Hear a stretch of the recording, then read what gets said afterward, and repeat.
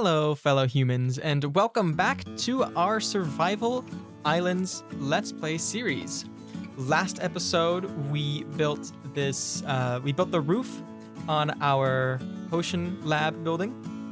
And then we also built our nether wart farm over here to the side of it. And we made it look all nice and pretty on the inside, but the outside is what is concerning because it doesn't look too good on for the outside, and it kind of stands out, especially with like the unnatural blue and red colors.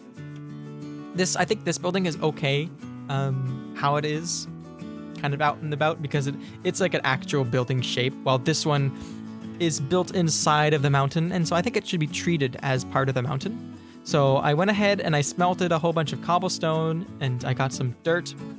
And I think the way that I want to do this is I don't want to put stone there, because I don't want to put stone next to the black stone walls here, because then here I'll show you. If I put one there, it'll make the wall like jagged. If you can see this like kind of indentation it has, and I want them to keep them smooth. So we're gonna have to have the wall be something like this. And it can curve up like that, but this will have to be straight. But then this can be there. Okay, and I think it's already helping to have this barrier of stone just like hiding the sides, and then here we can start to envision how it would look with more of landscaping around it. And then I want the stone to come across, at least hide that from the outside. And then we'll probably have like right down the center is where our entrance will be. So we'll have like a 2x2 little entranceway like this. Something like that. And then the rest here will be stone, just so we can hide the building more. This will be like, kind of make it more natural looking, if at all possible. Something like this. Yeah, it's not bad. I'm not usually one that does landscaping like this a whole bunch. This is new to me. Not new in the sense that I've never done it, but new in the sense that like I'm like trying to focus a little bit more on it, because I want this series not to be just like oh hey, I'm surviving on a floating islands map, haha. I want it to be more of like I'm thriving here, you know. So that's why I've been building things in every episode and having like an actual base that I can call my house, and like separate rooms for different things. Because I want to thrive, you know, that's my goal. And I also want to make it entertaining. And I think that having an idea of what you want to do and executing it well makes for good content. But that's beside the point. But so I've got the building hidden a little bit here. I think I want to have some sort of door. What would make the best door? We'll try these. I only need one of them. We'll see if this looks okay. That's not terrible. I would love to have a door that's like stone looking. Once we're able to get redstone, I'll definitely replace this with like a redstone door, so it's like completely hidden away. But this is not bad. And then I'll replace the floor as well. Nice.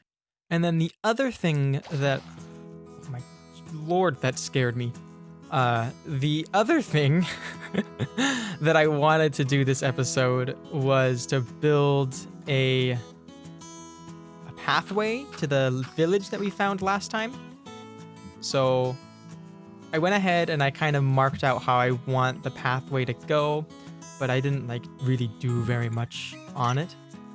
And as far as pathways go, we could go with just like the path block, but I kind of want to make it something a little bit more special. So I'm going to go and gather up a bunch of wood and then I'll be able to create a wooden kind of walkway, like a boardwalk, if you will. So let me go grab a bunch of wood and okay, I got a whole bunch of wood for us to use. So let's go ahead and get started here. I know I still need to create a way to go up this cliffside, but I was gonna save that for a different episode, probably next one, I'm guessing. Or depending on how long this takes, I might just do it on this one as well. But I was thinking it might come down right through here and go around that way. Or I could have it come down the cliffside right here, which is going to be like right next to the potion room. But I think either way, it's going to pretty much have to go through right here. So let me go ahead and finalize the way that I want the path to go and lead. Do you hear that? Oh, those are pillagers. Oh, yeah, huh? A bunch of them, too. Like, wow, I've never seen this many before. I know that they, like, spawned in packs, but I didn't know that they spawned this many. They're looking at me, but they're not shooting. Spooky. I don't really want to kill them either because I'm going to the village. I don't want to mess with them. Anyway, that distraction aside, let me finalize how this path is going to look, and then we can get started.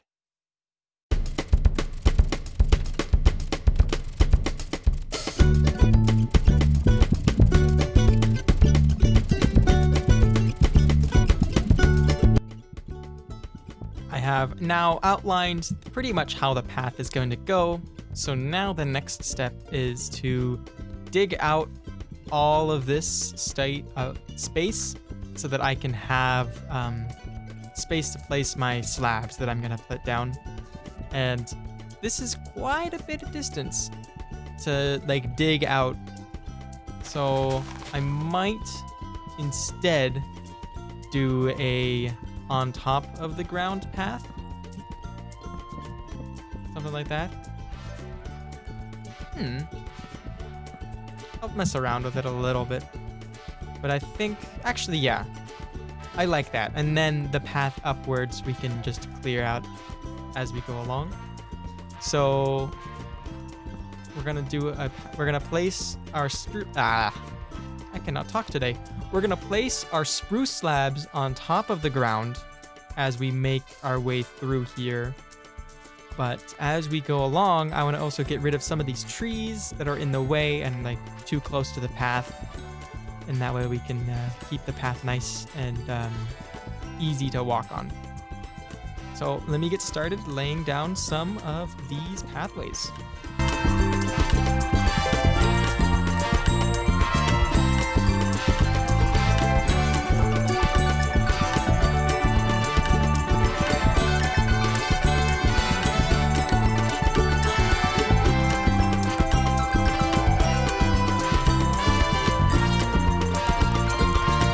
And we have made it to the village. I cut out a whole bunch of me just building because this pathway took a lot longer than I expected it to be. But that's totally fine. It works as I wanted it to, which is just like a little pathway so I know which way the village is and how to get there. It is a bit boring right now, for sure. I want to have like leaves line the pathway the whole way down.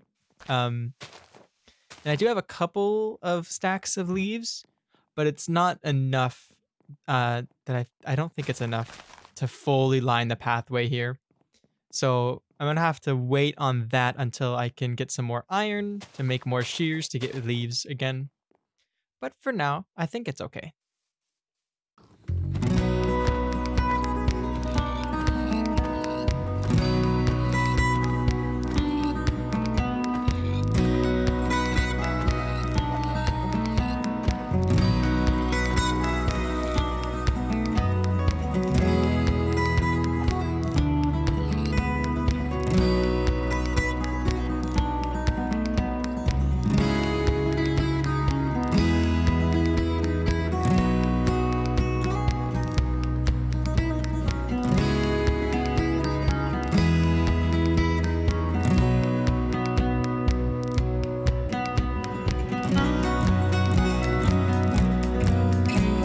rather than just waiting for a traveling merchant to come along that may or may not sell sand for me to get glass, I was thinking that I would do something a little bit proactive. And as it turns out, by fishing, you have a small chance of getting glass bottles that I can then use for my potions. So I'm going to spend some time fishing here and show you some of the highlights of things that I get. And I'll see you on the other side.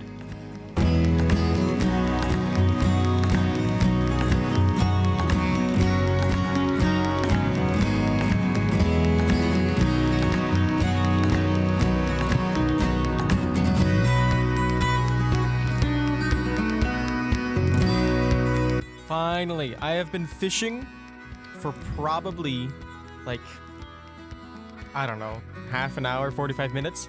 Finally, I have gotten 1 water bottle. I want to try to get 2 more if I can. So I'm going to keep fishing. Also, I got this super good rod, and I've been putting all of my junk in here. But getting 1 water bottle already, that's super nice. I'm going to try to get 2 more. Okay, so I was fishing for quite a while, probably like an hour and a half to 2 hours, and I only managed to get 1 water bottle. But that's okay, because we can work with just 1 water bottle. It'll just take a little bit of time. So, if you don't know how brewing stands work, you're gonna need a couple of things. You're gonna need a water bottle, you're gonna need some nether wart, you're gonna need some blaze powder, and then you're also gonna need some sort of potion ingredient. And for this example, we're going to be making fire resistance potions. So the first thing you're going to do is place your water bottle inside of the brewing stand and nether wart up at the top. And then you're going to take your blaze rod to make blaze powder and then put that in the side here. And then it should start brewing. If we had 2 extra water bottles, then we could put them on the sides of this one here. But since we only have the one, we're not going to have to worry about that. So we're going to wait for this to brew, and then we're going to use magma creams in order to make the fire resistance potion. And we just put it after it finishes brewing. It turns into an awkward potion, and we can put our magma cream in there, and then that should create the fire resistance potion. So I'm going to put these extra ingredients into here. And the reason we're making a fire resistance potion is I want to go back into the nether to try to kill as many blazes as we possibly can, so that I can get a bunch of blaze rods stacked up. So, local brewery complete. We got our potion. Let's go kill some blazes. All right, we've made it to the nether fortress so that we can go and kill some blazes. I wanted to kind of explain why I was looking so much for extra bottles. And that's because our potions that we have, we can make only last for 3 minutes, which is pretty low. So that means every 3 minutes, we're gonna have to leave the nether to go back to our base in order to get more potions, which really is a bummer, to be fair. So we can only farm blazes for 3 minutes at a time before we have to go back and make more potions. However, if we had more glass bottles, then we would be able to stay in the nether for longer periods of time without needing to worry about leaving. But for now, we're kind of just stuck waiting for blazes to spawn in at a time that allows us to kill them. So I'm going to be here for 3 minutes and then try to kill as many of these guys as I can. Okay, our potion has worn off, but we did manage to get 9 blaze rods, which I think is plenty enough for us right now. So I'm gonna go back to the overworld, and I'll explain what we're gonna be doing next. Actually, I'll just explain it now. So what I'm thinking now is I want to try to create a Enderman farm in the Warp Forest biome that's by our portal. And it's not going to be anything super advanced. I just want to have a platform for Endermen to spawn on, and then I'll look at them, they'll get mad, and then come chase me. And I'll be hiding in a room that's only 2 blocks high, so they can't actually get to me. And then I'll just kill them where they stand. And the reason I want to have a Enderman farm is I want to farm up Ender Pearls. A, to get Eyes of Ender to find the end portal. And then B, I also want to have some as like a little bit of a security in case I fall off an island. I'll have some sort of way to get back on it.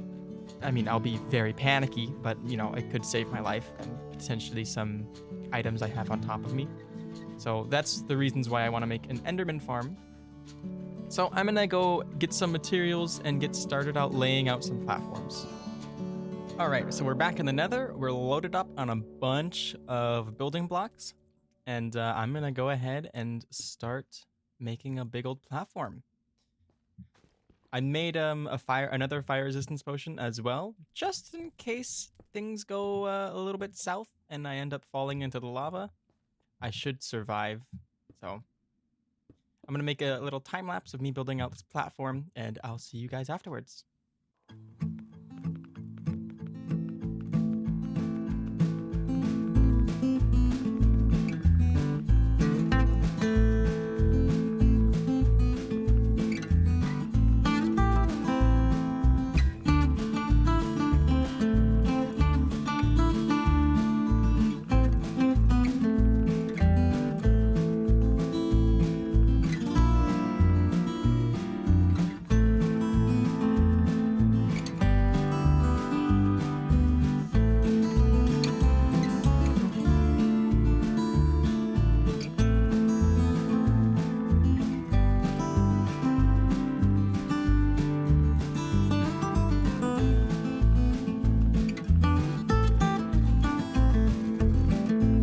Okay, so we've got this small platform out already, but I want to try to make it at least like 3 times bigger.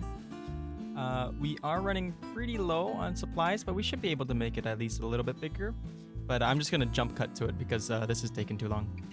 All right, so let me show you how this thing works now that I've got it all built out. Basically, we stand underneath this little platform that we built to prevent the Enderman from hurting at us, and then we look at them so that they get angry. There's one over here, I don't know if he sees me. But we look at them so that they get angry and come running at us. And then when they're here, we just hit them. And then when they die, they should drop some Ender Pearls for us. So hooray for us.